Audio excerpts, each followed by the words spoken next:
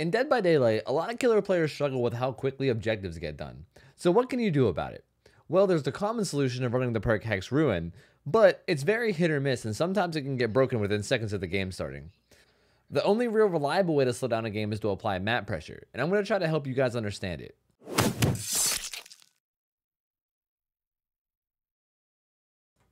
Okay, to start, let's talk about what map pressure actually is. When the game starts, the entire team of 4 survivors have no pressure on them and are free to work on objectives until a chase starts. This is the perfect example of zero map pressure. They're free to get objectives done as fast as they possibly can and have nothing to keep them off of them. The way you apply pressure as killer is by getting hits, downs, hooks, and by chasing survivors. This forces the survivors into other actions other than generators and slows down the game from ending too fast. This is also the reason why you can single-handedly carry a game as a survivor by getting the killer to chase you for long periods of time. If you can manage to juke the killer for long enough, all 3 of your teammates can do objectives freely and they will just fly by. The rest of this video will be covering what decisions you should make as a killer to apply pressure, but this video won't cover how to actually play chases better. Feel free to check out the other videos on my channel for more information about how to play chases better on both sides. Let's talk about a situation with good map pressure. After you hook a survivor, if you quickly start a chase with another survivor, this applies a ton of pressure. The perk Barbecue and Chili is really great for this, as it could usually start your next chase very fast. To explain why chasing while another survivor is hooked is so good, simply think about how many survivors are pressured. The survivor on the hook is completely suppressed, the survivor being chased is unable to do objectives due to having to run, and a third survivor is needed to get the unhook on the first survivor. That's 3 out of the 4 possible survivors that are not doing objectives, and possibly all 4 if there is a lack in communication or information. If you can manage to get at least 2 survivors hooked at the same time, it makes it incredibly easy to maintain pressure, as you can bounce back and forth between them and continue to get downs and snowball to victory. This is the general idea behind map pressure, and a big reason why camping hooks is a general bad strategy in a lot of situations. The problem with this strategy though is that maps are currently very strong for survivors, and if the chase you get in is against a skilled survivor at a strong part of the map, it's very difficult to actually end the chase. Keep in mind the pressure of a hooked survivor is temporary, and as once the survivor is unhooked and healed, the only pressure will be on the chase survivor. This makes it very time sensitive to keep pressure up, and you need to be able to end chases quickly. This is the reason why killers that are good in chases are often regarded as the strongest, such as Nurse, Huntress, and Billy. These killers, when played at a high level, are able to end chases very quickly and constantly apply a ton of map pressure. Likewise, killers that aren't very good at chases struggle a lot with this, such as Freddy or Leatherface. Keep in mind that this is all assuming high level play, and against lower skill survivors it's pretty easy to keep up pressure no matter what killer you play. So the most common and most effective strategy to help keep up map pressure is slugging. Slugging is the term people use when you down a survivor and leave them on the ground instead of hooking them. This is a very good way to keep up map pressure, as it applies the same pressure as a hook would, except you skip the time it takes to actually pick them up, carry them, and hook them. This allows you to get multiple downs at the same time, and like I said before in the video, multiple downs is one of the best ways to snowball pressure and get an easy 4 kill. One of the hardest parts about slugging to players who don't practice it often is knowing when you should slug and when you shouldn't. The whole idea behind slugging is to save precious time that you could use to snowball more map pressure.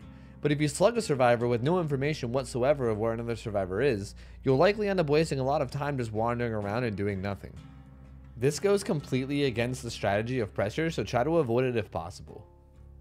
Keep in mind that having a general idea of where survivors will be is enough though. This is something that comes with game sense, and you'll improve with this as time goes on. For instance, if you're fairly sure that a survivor is on a nearby generator, or if you have somebody currently hooked and you know that they're more than likely going to go for the save, it's a good idea to head their way and immediately begin another chase and stack pressure on top of the pressure that the slug already creates. In a situation like this one with the hook, everyone on the map is currently feeling map pressure and there won't be doing any objectives for a decent amount of time. Another good reason to slug is if you think the survivor has the perk Decisive Strike. If you don't know, Decisive Strike is a survivor perk that allows you to break free from the killer's grasp after pickup 1 time per game, and it's an obsession perk. If you aren't running obsession perks yourself as killer, and a survivor is the obsession, they have to be running one of Lori's 3 perks: Decisive Strike, Object of Obsession, or Soul Survivor. Object is very easy to tell, as you'll randomly see their aura throughout the match, and Soul Survivor is one of the worst perks in the game currently, so you can assume that they'll have DS if they're the obsession. This perk absolutely cripples your map pressure as killer, as the time it takes for you to chase down the survivor and get the down that creates pressure is nullified, and it allows the chase to go on for even more time and delays the map pressure you get from downing. Slugging the survivor allows you to get past the perk and applies the same pressure as hooking would, although eventually you may have to just eat the perk or juggle them to a hook. Another thing to keep in mind is that you need to end chases fast for the slugging to really be effective. You can have multiple slugs at once, but if one very skilled survivor gives you a hard time and you don't manage to down them quickly, you'll quickly lose all the pressure that you've created even without getting the hooks that you should have gotten. Try to get a general judgment for the skill of a survivor when deciding whether to chase, and also try your best to learn what parts of the map are strong or weak to figure out whether a chase would be worth taking, or would end up killing all your pressure. Another important thing to keep in mind when deciding when to slug is how many times a survivor has been hooked. If you know that a survivor will be dead on their next hook, you should probably just get them out of the game. As a matter of fact, getting survivors out of the game is one of the strongest ways to apply pressure. Having only 3 survivors alive compared to 4 is a big game changer and makes applying pressure to the whole team a lot easier. Now, I don't want to condone tunneling as I know how unfun it can be to play against, but killing a survivor early on definitely slows down the game a lot, so that's your decision to make. If you're planning on slugging when the opportunity arises, try to run the perk A Nurse's Calling. This is a godly perk when it comes to slugging and helps a lot to keep up chases and pressure. If somebody tries to heal a slug survivor, you can see it and get some free hits or downs, and if you manage to smack some survivors but not down them, you can assume that they'll get out of range and start to self-care. If you see injured survivors and you're not currently in a chase, you can move around the map and try to find the auras of healing survivors to get easy downs. That's basically all I have to say about map pressure. Using all these strategies, you'll find yourself getting a lot more situations where you're down all 4 survivors even without having any on the hooks, and you'll be able to 4-kill a lot more often. I do think that there's still a lot of issues with balance, and the ability to apply pressure is sometimes extremely difficult, but I'd highly recommend checking out some of my other videos that focus on maps or general chase strategies to help you apply pressure as effectively as possible. If you guys enjoyed the video, feel free to sub to the channel, and thank you everybody for watching, and see you guys later. I'll see ya.